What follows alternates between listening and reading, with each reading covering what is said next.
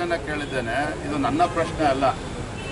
ನಾನು ದಾವಣಗೆರೆಯಲ್ಲಿ ಚುನಾವಣಾ ಪ್ರಚಾರದ ನಿಮಿತ್ತ ಹೋದಂಥ ಸಂದರ್ಭದಲ್ಲಿ ಅಲ್ಲಿರ್ತಕ್ಕಂಥ ಶಿಕ್ಷಕರು ಎತ್ತಿರ್ತಕ್ಕಂಥ ಪ್ರಶ್ನೆಯನ್ನು ನಾನು ಅವರಿಗೆ ತಲುಪಿಸ್ತಕ್ಕಂಥ ಪ್ರಯತ್ನ ಮಾಡಿದ್ದೇನೆ.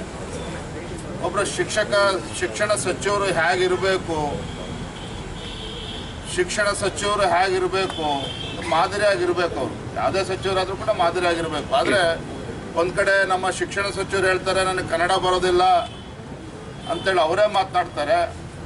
ಮತ್ತೊಂದು ಕಡೆ ಶಿಕ್ಷಣ ಕ್ಷೇತ್ರದಲ್ಲಿ ಯಾವ ರೀತಿ ಅವಾಂತರಗಳನ್ನು ಸೃಷ್ಟಿ ಮಾಡ್ತಾ ಇದ್ದಾರೆ ತಾವು ನೋಡ್ತಾ ಇದ್ದೀರಿ. ನಿನ್ನೆ ದಿನ ಮತ್ತೊಂದು ಅಂಶ ಇವತ್ತು ಬೆಳಕಿಗೆ ಬಂದಿದೆ. ನಮ್ಮ ಮಾನ್ಯ ಸುರೇಶ್ ಕುಮಾರ್ ಅವರು ಆ ವಿಚಾರವನ್ನು ಎತ್ತಿದ್ದಾರೆ. ಬೆಂಗಳೂರು ಮಹಾನಗರದಲ್ಲಿ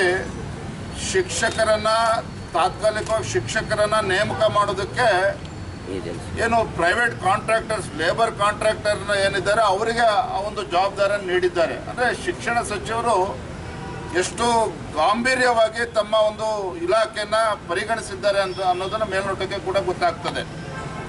ಇವತ್ತು ಮನೆ SSLC ಪರೀಕ್ಷೆ ಸಂದರ್ಭದಲ್ಲಿ ಏನು 20 ಗ್ರೇಸ್ ಮಾರ್ಕ್ಸನ್ನು ಕೊಡ್ತಕ್ಕಂಥ ಕೆಲಸ ಮಾಡಿದರು. ಇವತ್ತು ತಮಗೆ ಗೊತ್ತಲ್ಲಿ ಇವತ್ತು ಶಿಕ್ಷಣ ಕ್ಷೇತ್ರದಲ್ಲಿ ಇವತ್ತು ಶಿಕ್ಷಕರು ಕೂಡ ಇವತ್ತು ಸಮಸ್ಯೆಗಳನ್ನು ಎದುರಿಸ್ತಾ ಇದ್ದಾರೆ, ಮಕ್ಕಳು ಕೂಡ ಇವತ್ತು ಸಮಸ್ಯೆಯನ್ನು ಎದುರಿಸ್ತಾ ಇದ್ದಾರೆ. ಮತ್ತೊಂದು ಕಡೆ ಪೋಷಕರು ಕೂಡ ಚಿಂತೆಗೀಡು ಮಾಡಿರ್ತಕ್ಕಂಥದ್ದು. ಇಂಥ ಒಬ್ಬ ಶಿಕ್ಷಣ ಸಚಿವರು ಯಾತಕ್ಕೋಸ್ಕರ ಅವರು ಹಿಡ್ಕೊಂಡಿದ್ದಾರೆ ಸರ್ಕಾರ ಅಂತೇಳಿ ರಾಜ್ಯದ ಜನರು ಪ್ರಶ್ನೆ ಮಾಡ್ತಾ ಇದ್ದಾರೆ.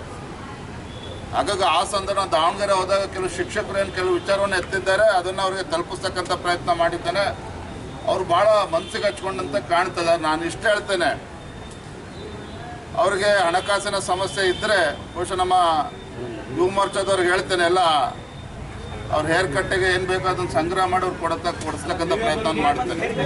ನೀವೇ ಮಾಡಬೇಕು ಅಂತ ಅವ್ರಿಗೆ ಹಣಕಾಸಿನ ಸಮಸ್ಯೆ ಇದ್ದರೆ ನಮ್ಮ ಯುವ ಮೋರ್ಚಾ ವತಿಯಿಂದ ಹೇಳಿ ಹಣವನ್ನು ಸಂಗ್ರಹ ಮಾಡಿ ಅವ್ರಿಗೆ ಹೇರ್ ಕಟ್ ಪ್ರತಿ ತಿಂಗಳು ಎಷ್ಟು ಬೇಕು ಅಂತ ಹೇಳಿದ್ರೆ ಆ ಹಣವನ್ನು ಸಂದಾಯ ಮಾಡ್ತಕ್ಕಂಥ ಕೆಲಸ ನಾವು ಮಾಡ್ತೇವೆ.